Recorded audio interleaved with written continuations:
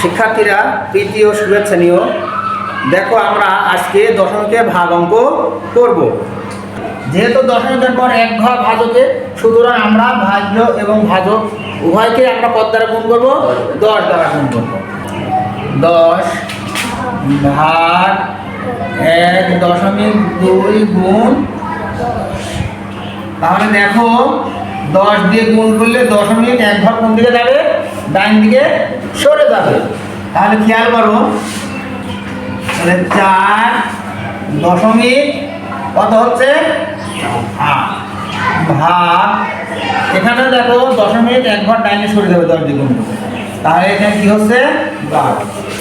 সুতরাং 12 4.8 ভাগ করতে হবে। 12 দেখো 12 কি 4 ভাগ করা যায়? 12 দিয়ে যায় না। তাহলে না গেলে এখানে 0। এখন আমরা 8 সঙ্গে নেব। 8-এর কাছে আমাদের যেতে হলে কি এখানে কি আছে? দশমিক। তাহলে এখানে আমরা দশমিক দিব। তাহলে এবার আমরা 4 10 8 48। 48-এর মধ্যে 12 কয়বার যায়? কয়বার যায়? 4 বার।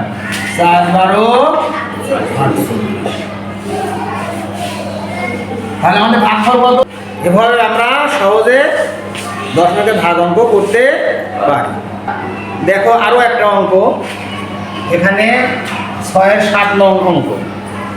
এখানে দেখো 9.12 ভাগ 0.06। এখানে দেখো ভাগকে দশমিকের পর কয় অঙ্ক আছে? 2 অঙ্ক। সুতরাং কত দিয়ে গুণ করতে হবে? 100 দিয়ে। খেয়াল করো, 9.12 গুণন 100 ভাগ 0.06 গুণ 100।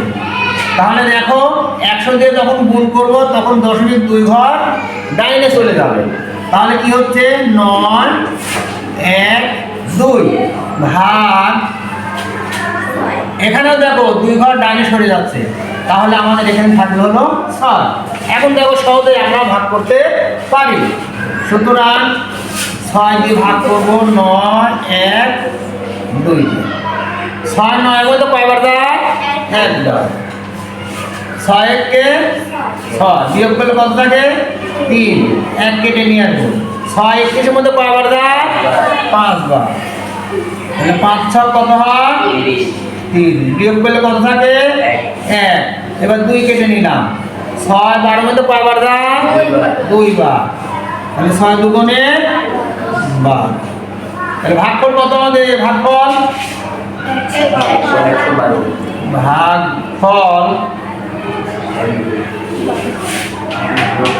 152।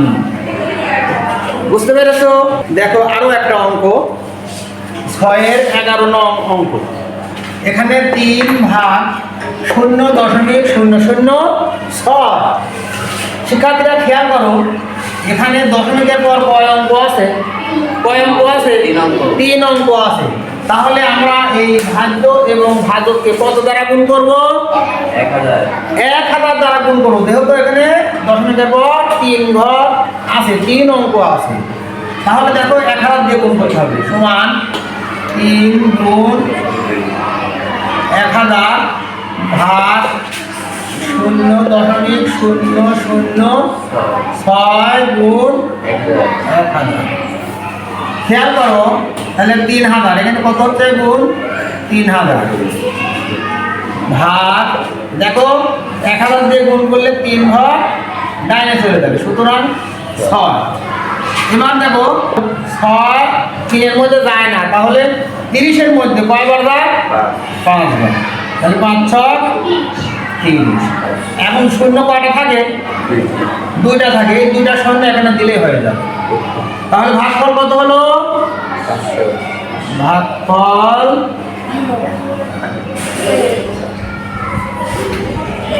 500। প্রিয় শিক্ষার্থীরা, তাহলে তোমরা কি বুঝতে পেরেছো? আসলে কি ভাগ অঙ্ক কঠিন? দশমিকের ভাগ কঠিন নয়, শুধু আমাদের নিয়ম জানতে হবে। সবাইকে ধন্যবাদ জানিয়ে আমি আমার ক্লাস শেষ করছি। আল্লাহ হাফেজ।